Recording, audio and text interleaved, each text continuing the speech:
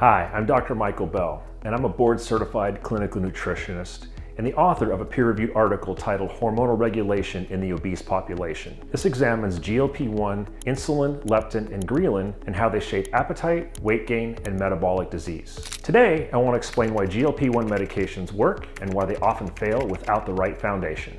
Medications like semaglutide or tirzepatide are popular because they mimic GLP-1, a hormone produced in your gut that tells your brain you're full, slows digestion, and improves blood sugar control. This might sound like a miracle fix, but here's the reality. GLP-1 levels are often low in people with obesity and insulin resistance. When you stop the medication, hunger comes roaring back. Why? Because most people never fix their hormonal terrain, especially when it comes to ghrelin, leptin, insulin, and cortisol. Now, in my clinical review, I studied the connection between hormones and obesity, and GLP-1 was just part of the story. So let's break this down. Ghrelin is the hunger hormone. This goes up when insulin is dysregulated and sleep is poor, and most individuals don't get the normal suppression of ghrelin after meals. Leptin is our satiety hormone. This becomes resistant in obesity. So you might have high leptin, but your brain isn't getting the message. So this drives persistent hunger. Insulin is our fat storage hormone, and constant insulin spikes from frequent meals, processed carbs, and stress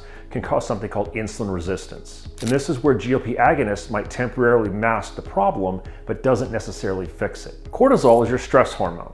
This raises blood sugar, raises insulin, disrupts sleep, and worsens belly fat. It's also tied into the HPA axis. This is where GLP-1 plays a surprising regulatory role. So we have this tangled hormonal web of dysfunction that needs to be repaired, whether you're taking a GLP-1 or not. But what if we could stimulate GLP-1 naturally and restore these hormonal signals? That's what we do with a functional approach. This will include testing with labs like fasting insulin, leptin, cortisol, ALT and AST, and blood sugar markers. Nutrition is also highly important, especially high protein and high fiber meals. I also encourage intermittent fasting, something like 16-8 or a circadian rhythm aligned type of diet.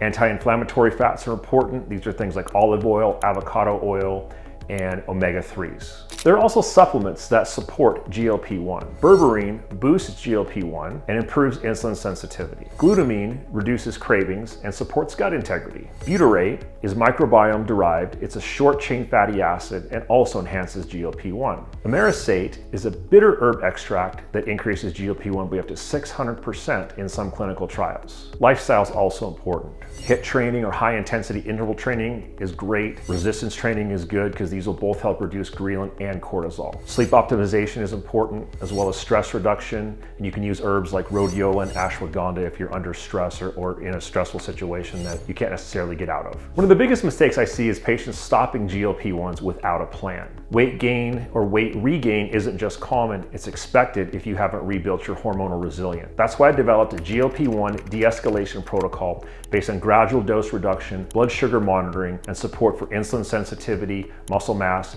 and appetite regulation. It's also important to use targeted nutrients like creatine, EPA, DHA, vitamin D3, and many more. We're not just helping people lose weight, we're restoring metabolic flexibility. If you're on a GLP-1 med, or if you're trying to taper off, or considering natural alternatives, I put together 3 guides to help you take the next step. Just send me a message with the word GLP, hungry, or taper, and I'll send you the guide that fits your journey. You deserve more than a medication. You deserve a strategy built on science, labs, and the root cause of your symptoms.